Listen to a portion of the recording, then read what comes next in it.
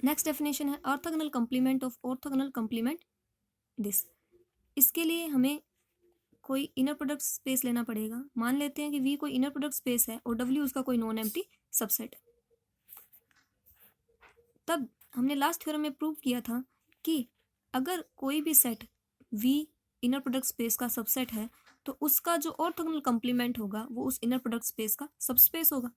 तो इसलिए ये जो डब्ल्यू परपेंडिकुलर है वो इस इनर प्रोडक्ट स्पेस वी का सबस्पेस होगा।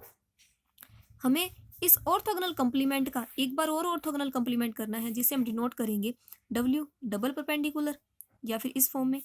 और इस orthogonal complement of orthogonal complement में वी के वे एलिमेंट्स आते हैं जिसकी इस डब्ल्यू परपेंडिकुलर के हर एक एलिमेंट के साथ में इनर प्रोडक्ट 0 हो। तो हम इस सेट को बोल देंगे orthogonal complement of orthogonal complement. Next theorem है let W be a subspace of inner product space V. इस थ्योरम के अंदर किसी इनर प्रोडक्ट स्पेस वी का एक सबस्पेस गिवन है डब्ल्यू और इस सबस्पेस का एक बेसिस दे रखा है W1 W2 up to Wn।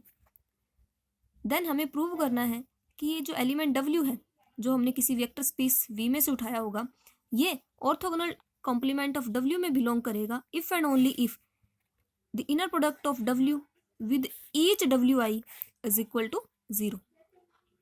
कि ये जो एलिमेंट W है वो ऑर्थोगोनल कॉम्प्लीमेंट ऑफ W में तभी आएगा अगर इस एलिमेंट W की बेसिस के हर एक एलिमेंट के साथ में इनर प्रोडक्ट 0 हो। और अगर इस एलिमेंट की अगर बेसिस के हर एक एलिमेंट के साथ इनर प्रोडक्ट 0 है तो ये W बिलोंग करेगा ऑर्थोगोनल कॉम्प्लीमेंट ऑफ W। तो इसका प्रूफ करते हैं। इसके अंदर सबसे पहले जो आपको बेसिस गिवन है उसे हम सेट S से डिनोट कर देते हैं कि जो सेट S है वो given subset subspace of V का बेसिस है। सबसे पहले एज्यूम करते हैं कि जो W एलिमेंट है वो ऑर्थोगोनल कॉम्प्लीमेंट ऑफ W में बिलोंग करता है। हमें प्रूव करना है कि इस W की बेसिस के हर एक एलिमेंट के साथ में इनर प्रोडक्ट 0 आएगी।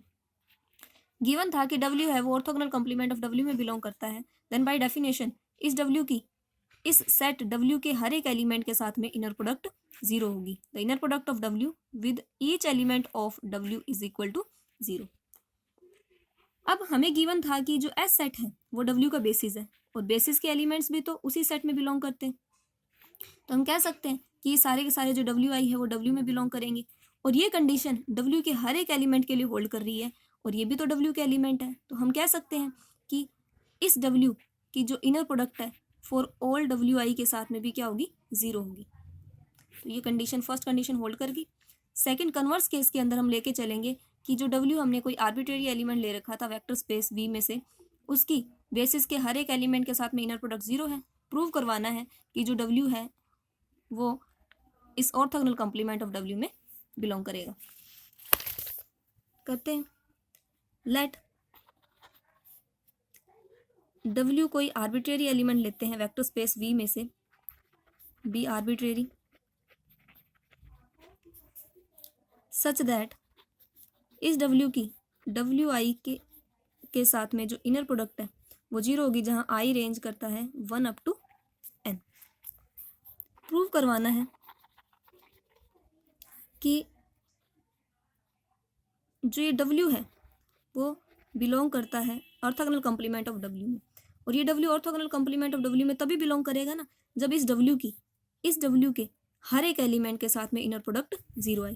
तो इसके लिए हम एज्यूम कर लेते हैं कि V कोई आर्बिट्रेरी एलिमेंट है इस कैपिटल W का बी आर्बिट्रेरी और हम प्रूव करवा देंगे कि इस W की इस V के साथ में इनर प्रोडक्ट 0 है तो हर एक के साथ में इनर प्रोडक्ट 0 होगी। नाउ हमने लिया है कि जो V है वो सबस्पेस W में से बिलोंग करता है और इस सबस्पेस का आपको एक बेसिस गिवन था और बेसिस की डेफिनेशन के